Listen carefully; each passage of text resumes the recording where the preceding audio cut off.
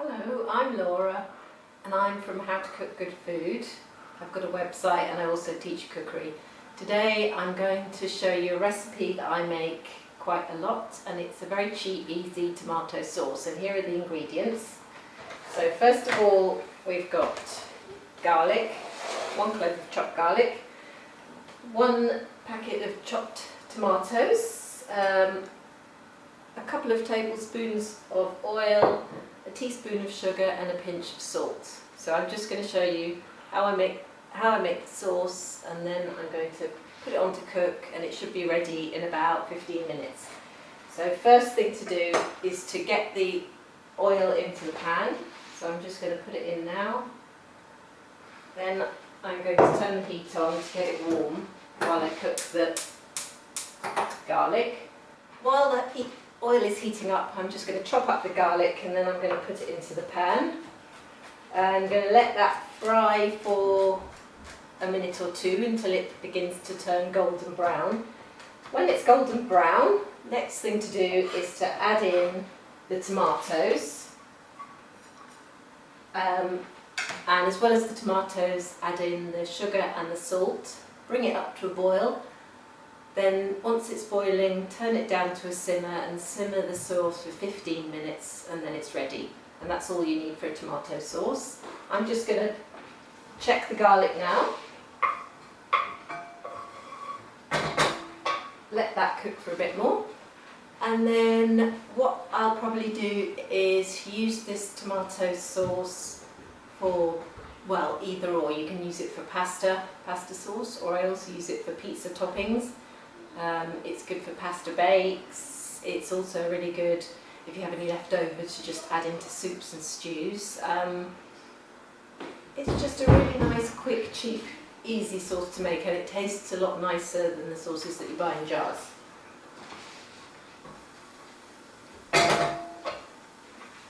So now the garlic's browning, so I'm just going to add in the tomatoes and give them a stir. And let that come up to a boil before I turn it back down. I just use the basics tomatoes because I find for sauces they're fine and they're really cheap. They only cost about 35p. So they're quite a good basic ingredient to have. Now I'm just using ordinary caster sugar. A level teaspoon, no more than that, so that goes in. And then a nice big pinch of salt. Then I'm going to bring that back up to the boil, and next I'm just going to turn it down and let it cook.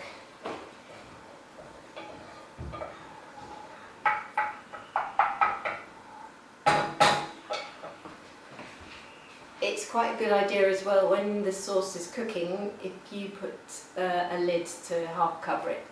Otherwise the sauce tends to spit out of the sides and it causes a big mess. So what I'm going to do is just cover the pan up.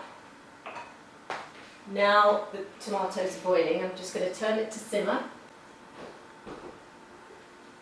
and then put the lid on halfway and let that cook for 15 minutes. I'm just going to let that sauce cook away, and then I'll show you what the sauce looks like once it's cooked. It should reduce down, so some of the water evaporates off and it makes a nice rich tomato sauce. Another thing you can do is you can add in chopped basil at the end to make a tomato basil sauce. Another thing you could add in would be torn up mozzarella, so you've got tomato and mozzarella basil sauce. You could add in capers and olives to make it more of a strong sauce, maybe a bit of chilli as well. So these are all things that I would add in at the end once the sauce is cooked. Another thing you could add in would be some leftover cooked chicken, or if you wanted a more seafoody sauce, then I would tip in a tin of tuna in olive oil, but I would drain off the oil and then add in the tuna, maybe some capers at the end to the tomato sauce. That one is nice with penne pasta, or it's also good with spaghetti. I guess you could also add in, at the start, you could add in some pancetta to make a bacon sauce, or again, if you had any leftover bits of ham or cooked bacon, you could throw them in at the end to make it more of a meat sauce.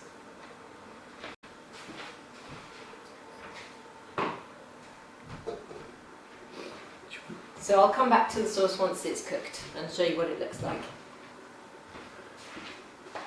This is the sauce. It's been cooking for 15 minutes now and it's done. All the water has been evaporated, so it's made a nice thick rich tomato sauce, and that's ready to go with your pasta or to spread on top of a pizza, and that's all it takes. So that's finished. Very quick, easy sauce.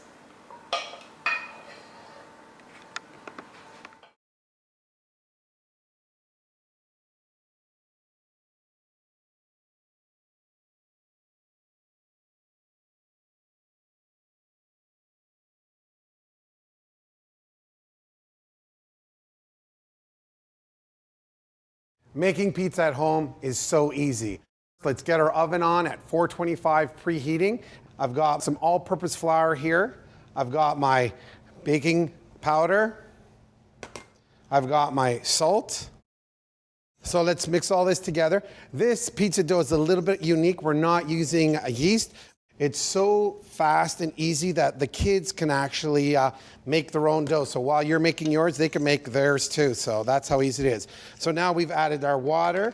We're going to add our olive oil. We want to incorporate all those ingredients just with a fork. It's time to get our hands in there. So at this point, we're going to take a little bit of flour, dust our working area, and I'm just going to cut it in half. Just knead it. And it's time to start forming our pizza. Put our flour on a rolling pin, and then we're going to just start stretching it out. And every time we roll it, as you can see, I'm just spinning the dough. So important when you're using a rolling pin that you don't go off the edge, because what happens is you're going to start flattening the ends of the dough. The kids can make their mini versions. And instead of just putting it on a pizza pan, they can put it on a baking sheet, make 3 or 4 little mini ones and put the garnishes that they like. So at this point, I'm just gonna reach over, put a little bit of olive oil on my pan. I'm gonna fold that, put it on there, and then fold that out. At this point, I'm just going to just keep working it, get those edges down. It's a homemade pizza. It has to look nice and rustic. It doesn't need to be perfect. We're just going to crimp the edges a little bit. And there we are.